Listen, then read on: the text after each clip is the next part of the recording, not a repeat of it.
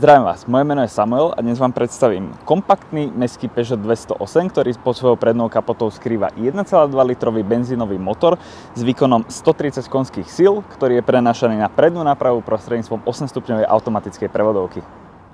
V pomerne priestrannom interiéri nájdeme takéto pohodlné látkové sedadlá.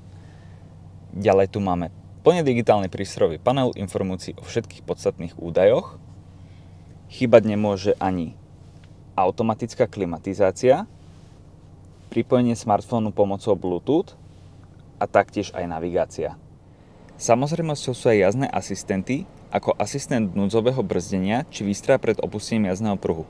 V prípade, ak by ste chceli výstrahu pred opustením jazdného pruhu deaktivovať, spravíte tak prostredníctvom tlačidla naľavo od volantu.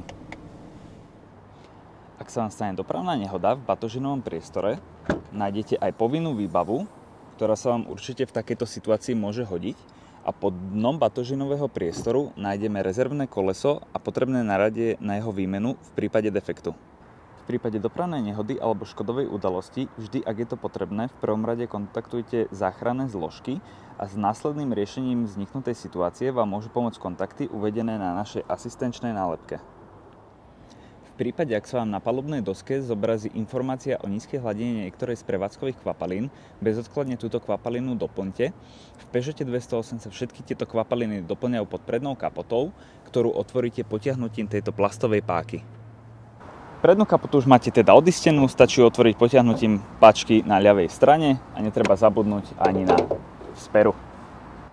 V prípade nejasnosti pri doplňaní prevádzkových kvapalín vám môže určite pomôcť užívateľská príručka umiestnená v priehradke pred spolujazdcom a pod prednou kapotou sa jednotlivé prevádzkové kvapaliny doplňajú následovne: voda do ostrekovača, chladiaca kvapalina, motorový olej a brzdová kvapalina. To je odo mňa všetko a ja vám želám veľa šťastných a bezpečných kilometrov a nezabudnite si pred koncom vašej zmluvy zarezervovať ďalšie nové auto.